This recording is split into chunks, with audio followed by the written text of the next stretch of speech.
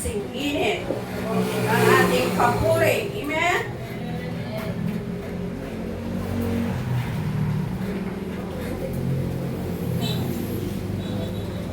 Praise the Lord. Nabasa kanina ang ating text sa araw na ito.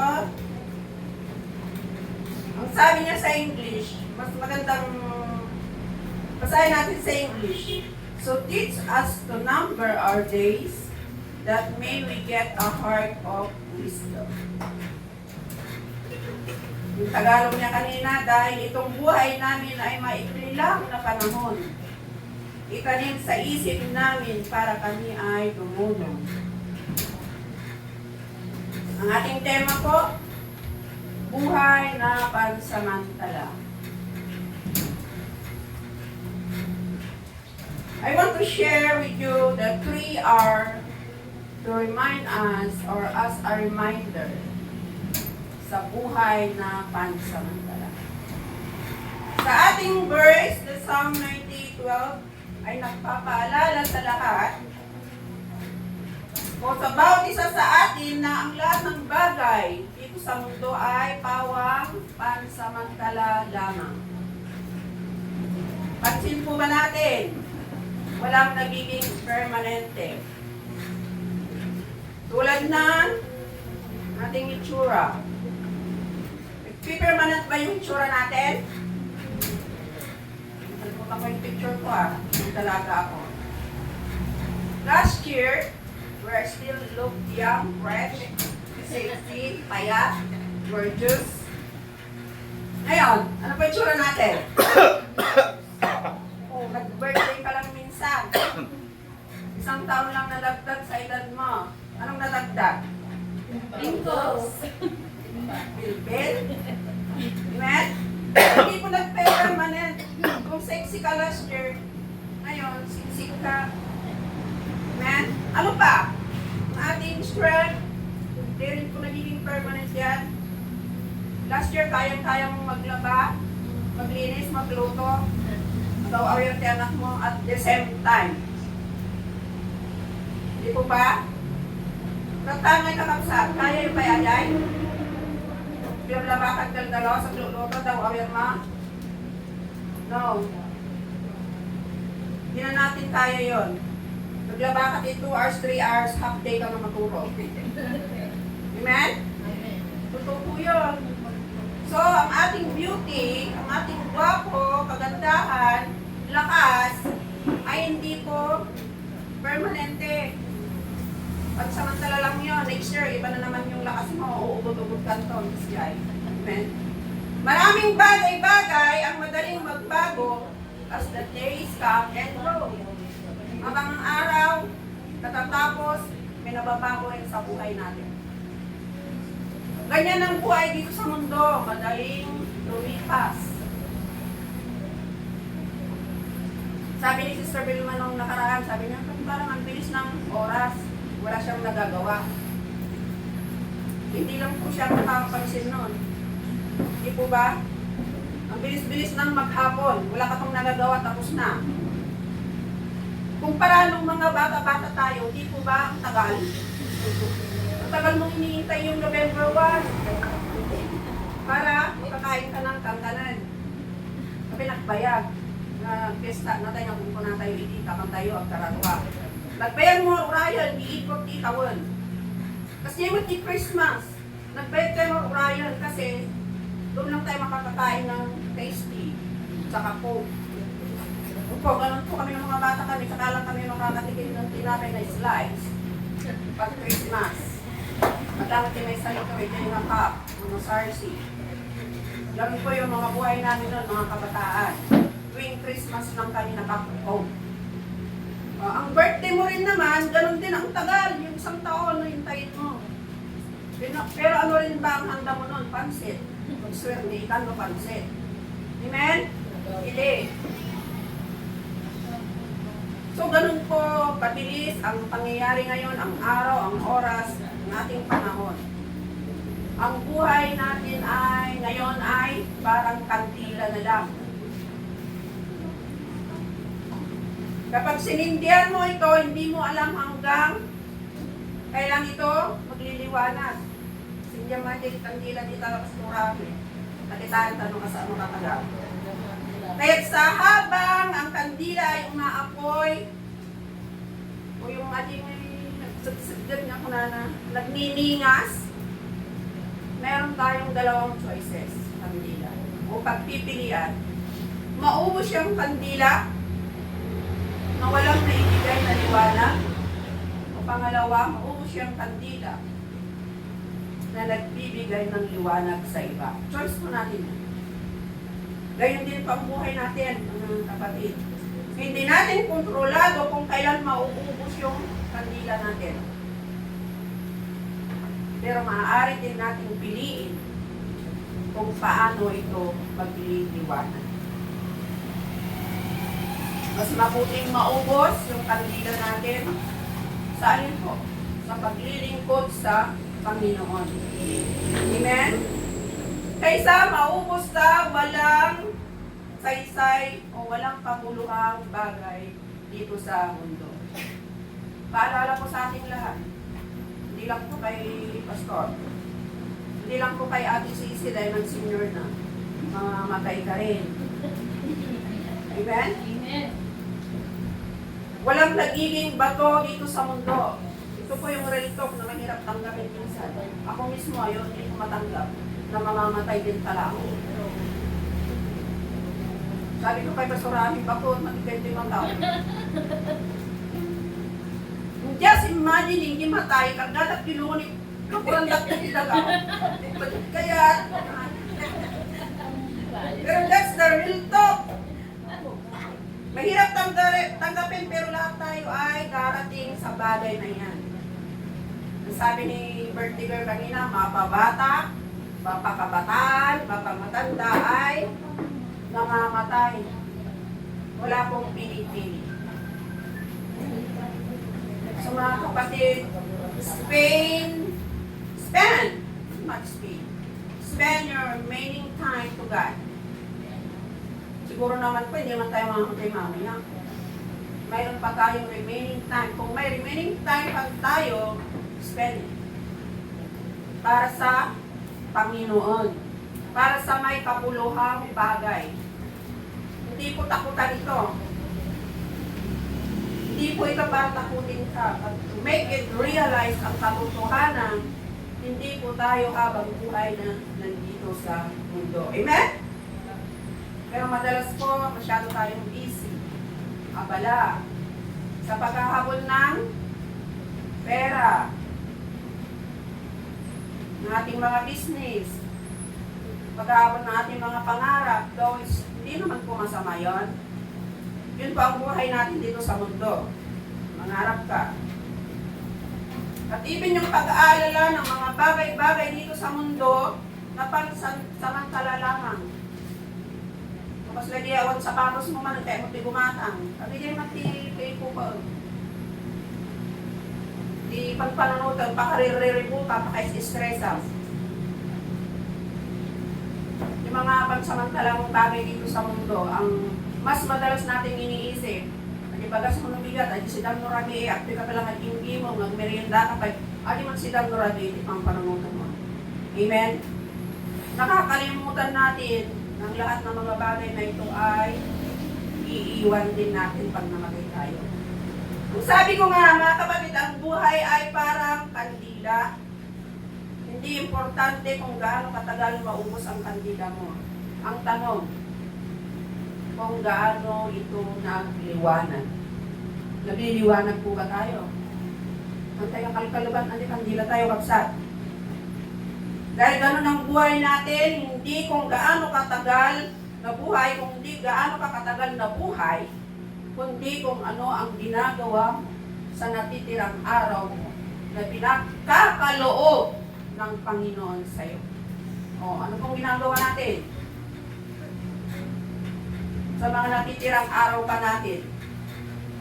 Yun po ang tanong, kung ano po yung mga pinaggagawa natin, saan po natin ginugugol yung natitirang mga araw na pinagkakaloob ng Diyos sa atin. Mga kapatid, hindi mo alam kung ilang birthdays pa ang ise-celebrate mo. Wala pong nakakaalam. Kung next year, mag-birthday ka pa. Kaya this year, sinulit-sulit ko na yung birthday ko. Obvious mo ka. Dahil next year, hindi mo alam kung mag-birthday ka pa ng ganun. So, habang may pagkakataon, go. Dahil alam natin na may oras pa naman tayo, ano? So, ano kung gagawin natin? Kung alam mo na may natitira ka pang oras ngayon,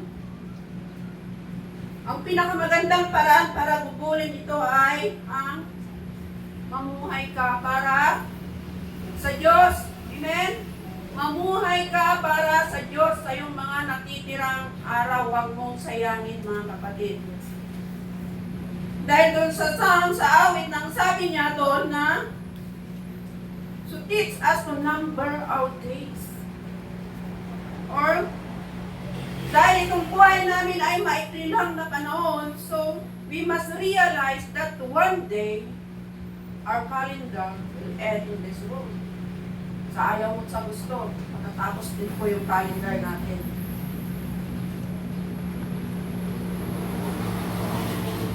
So yung tanong kanina, kung kanino mo itong gugugulin, yung mga natitira mong buhay o oras dito sa mundo. Many of us preparing for the retirement. Sino na pong may SS dyan, PhilHealth, kung ano-anong retirement. Mga latay di senior tayo. Yun yung mga pinagkakabalahan natin minsan, yung mga retirement natin, pagkuha ng SS dyan para sa ating future. Pero ilan kaya yung nagplano, nagpre-prepare for the eternity? Sino nagpre-prepare sa eternity? Amen?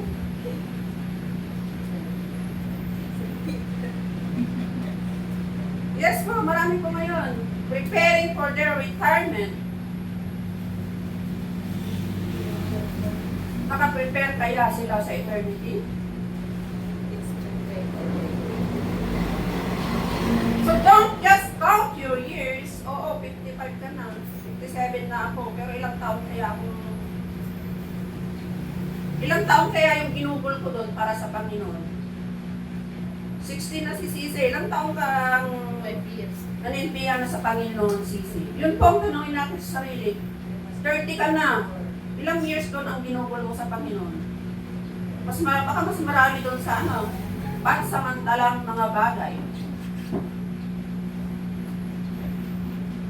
Kami 1985. Batch 1985. Tayo po, ilang years na po yung ginugol natin sa Panginoon? Make your years count. Lord God. Amen? Hindi ka lang nagbibilang, 57 ko. Ano nga tanga-tawon din, serving niya ako, 57 mo. Ano yung importante kapag sa hindi yung nagkakaedad ka na hindi nagamit sa paninilbihan sa Panginoon. Ito ang tatlong paalala para sa buhay na pansamantala lamang. Tatlong R. Number 1, remember. Lagi mong alalahanin na maikli lang ang buhay mo. Yun ang lagi ang siksik mo sa isip mo. Na maikli lang ang buhay. Nang sa ganun, yung oras mo na gusto mong gamitin sa ibang bagay, yung pansamantalang bagay, ay ibigay mo sa Diyos. Kasi ang nasa isip mo, maikli lang ang buhay ko. Dahil biblically, maikli lang po talaga ang buhay natin. Hindi po tayo babato dito sa mundo. Ay yun po ang isiksik natin, alalahanin natin na maikli ang buhay natin. Nang sa ganon, magawa natin ipagkaloob o ibigay ang mga oras natin para sa Panginoon. Pero mga kapatid, ang kamatayan ay hindi paalala para mawalan ka ng pag-asa. Kundi paalala na mabuhay ka ng may layunin. Hindi lang yung nabubuhay ka araw-araw, kumangkag, kapikamangan, kumaki, maturong. Mabuhay ka ng may layunin. At hindi mo tapaglapuwang Dapti magakwan. Diyan malmalag para kini ako. Number 2. Na R. Number 1, remember. Number 2 is redeem. Tubusin mo. Bawiin mo. Kung katatanggap mo lang kay Jesus last month, bawiin mo na.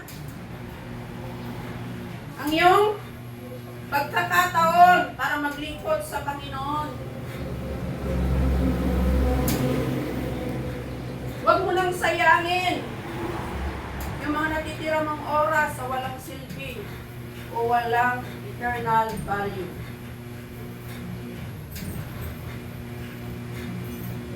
Redeem. The number 3, response. Nag-response na po ba tayo sa tawag ng Panginoon? Or kakalbitan ba ka lang ako dito? Awat. Tunukan to. Yun po yung pagre-response natin. Yung may mga kapatid na nagagamit na tinatawag ka para sa Panginoon pero hindi ka nagre-response. Yung nagkikibit, balikat mo na lang. Response, mamuhay ka ngayon para sa Panginoon. The best time na mamuhay ka at maglingkod sa Panginoon ay walang iba kundi ngayon. Hindi po bukas. Hindi po next week, next month. Minsan nakikipag-bargain po tayo sa Panginoon. Next month, taktong na umayod. O next month, taktong na pagamitan. Next week, taktong na pasan, pagpakanta, si Kasjay. Marami tayong alibay. Do it now, mga kapatid.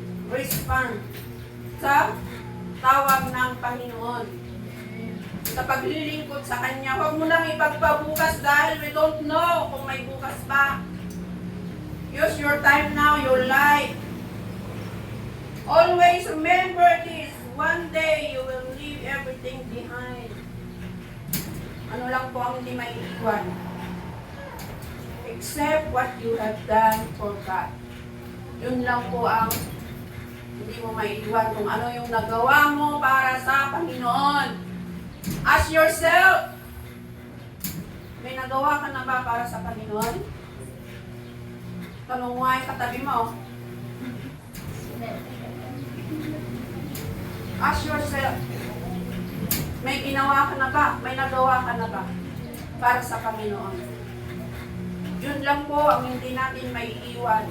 Kung ano yung nagawa mo para sa Panginoon, nalilinis ka lang dyan. Nagawa mo yun para sa Panginoon.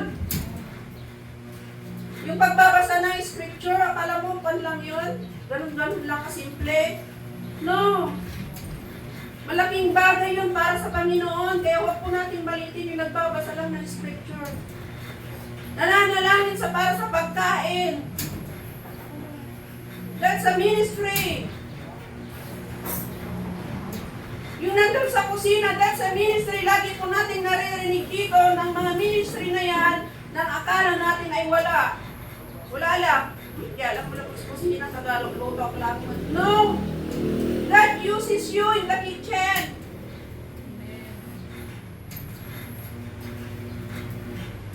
Mga kabataan, ano yung mga pwede sa mga kabataan? Tingnan natin kung saan tayo pwede. Huwag mo nang hintayin na ituro ka ni Pastor. Maraming trabaho dito sa church. Mag-ayos ng mga upuan. Kung andito ka na, ayusin mo na. That's ministry.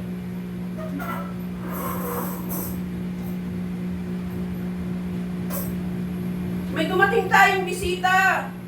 Be an usher. Tanggapin natin. O dito ka umupo, sister. Brother. That's a ministry too. Hindi lang po iisa ang gagalaw dito sa church. Lahat po tayo ay one body na may kanya-kanyang trabaho. Kaya gamitin po natin yung natitira nating oras at pagkakataon dahil bibihira na po ngayon lang may pagkakataon para maglingkod sa Panginoon. Mapunta ka sa ibang bansa, patayin ka pa. Now, ngayon sa Pilipinas, we are very free. Para maglingkod sa Panginoon, huwag po natin hintayin na ni ang manalangin ay bawal. Pag may nakakita sa iyong nananalangin, papatayin ka. Huwag po natin hintayin yung araw na iyon bago ka mag-respond sa Panginoon. Huwag mong hintayin na ng isang Biblia, wala ka nang makita. Dahil bawal na. Now is the best time to respond para gawin mo ang inuutos sa iyo ng Panginoon. Napakasarap maglingkod sa Panginoon. Mahirap. Pero masarap po. Mahirap ang maglingkod. Nakita po natin ang hirap ni Bishop.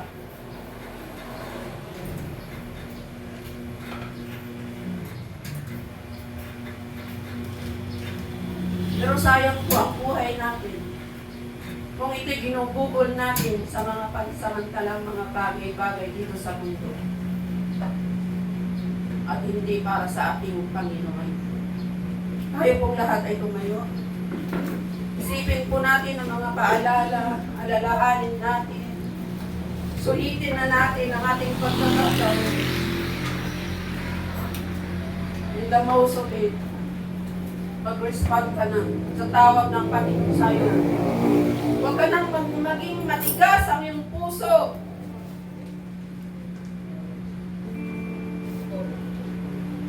Hallelujah. Mag-respond ka sa tawag ng Panginoon. Ang bawat isa ay free para sabihin, Lord, tinatanggap na kita. Lord, mamumuhay na ako sa iyo. Alalahanin natin, not only God deserve yung ating pag-respond. Huwag kang mahihiya.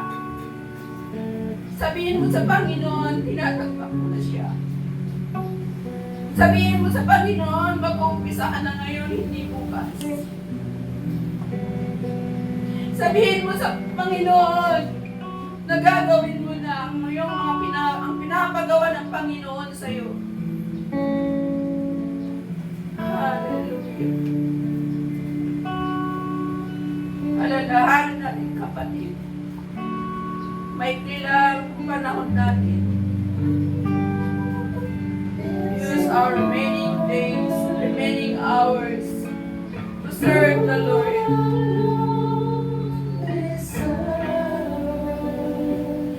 Raise up your hands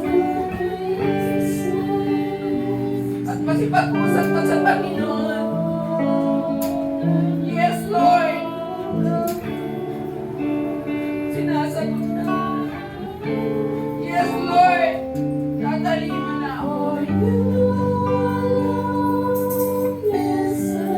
Yes, Lord. Gagawin ko na.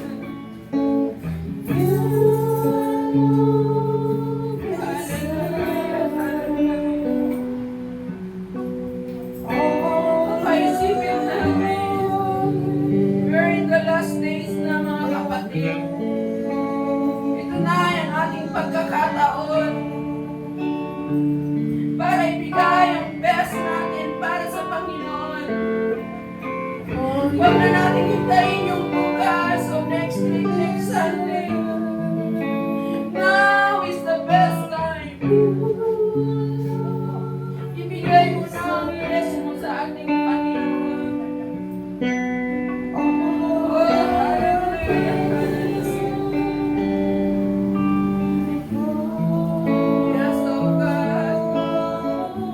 Susunod kami sa iyo, Panginoon.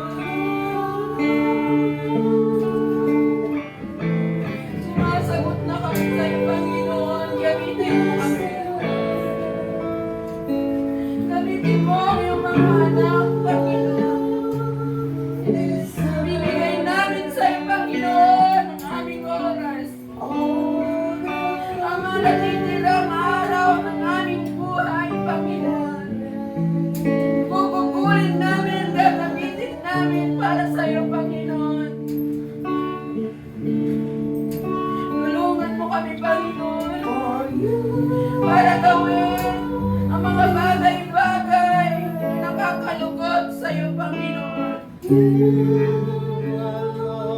hallelujah.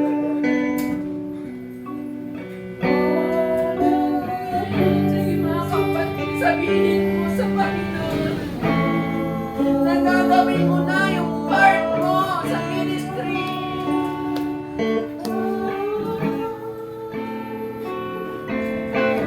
Gawin mo ang pangako mo sa Panginoon.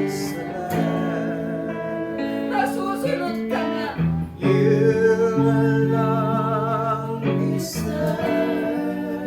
Napagagamit ka na sa kanyang basan. Hindi na bukas, hindi na next week. Ngayon na kapatid. Dahil hindi mo alam kung may bukas pa. Para hindi masayang ang ating buhay na nagkaloob sa atin ng Panginoon. Gamitin natin ang ating kandila para magliwanag sa iba. Hallelujah, hallelujah. Huwag nating hayaang maubos ang ating kandila na wala tayong nagagawa para sa Panginoon. Huwag mo hayaang maubos lang yung kandila sa mga bagay na pansamantala lamang dito sa mundong ito. Kundi ubusin mo ang iyong kandila. Gugulin mo ito para sa Panginoon. Para sa mga kalugod-lugod na bagay para sa Panginoon. Hallelujah, hallelujah. Thank you, Lord. Thank you for using us. Patuloy ng Panginoon sa Panginoon Yesu.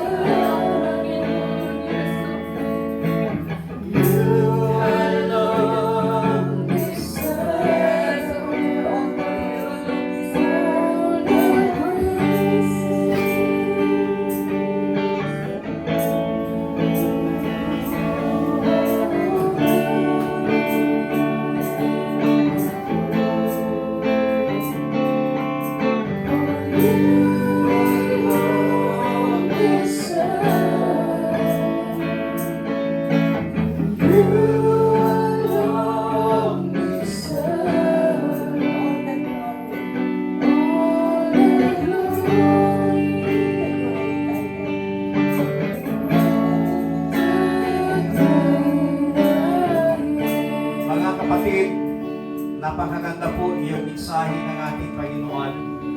Pinapalalahanan tayo ng salita ng Panginoon na habang may lakas pa po tayo, habang nabubuhay pa po tayo, samantalahin natin ang pagkakataon na maglingkod sa Panginoon. Kasi hindi natin alam kung kailan kukunin ng Diyos yung ating mga buhay. Hindi natin alam kung kailan babawiin ng Panginoon yung ipinahiram niyang buhay sa atin. Kaya habang tayo po ay may hininga pa, samantalahin natin yung pagkakataon na paglingkuran ng Panginoon, samantalahin natin yung pagkakataon na ibigay ang lahat ng kapurihan sa ating Panginoon. Ang buhay po natin may silangan. Ang sabi ng teksto na binasa ng mensahe kanina, teach us to number our days na magkaroon ng karunungan. Hayaan po natin na itong buhay po natin habang tayo ay nandito pa sa ibabaw ng lupa, gamitin po natin para sa kapurihan ng ating Panginoon. Dakilang Diyos sa hapong ito, maraming salamat sa iyong salita. Pinalalahanan mo kami na dapat ibigay namin sa iyo ang lahat. Hindi namin alam kung hanggang kailan ang aming buhay. Hindi namin alam kung hanggang kailan mo babawiin yung buhay na ipinahiram mo sa akin. Pero nais mo, Panginoon, na habang kami ay may hininga, na habang hindi mo pa binabawi ang aming buhay, may bigay namin sa iyo ang the best. May bigay namin sa iyo ng buong buo. May bigay namin sa iyo ang aming panahon. May bigay namin sa iyo ang aming mga oras May bigay namin sa iyo ang aming lakas. May bigay namin sa inyo ang buong pagmamahal namin, Panginoon.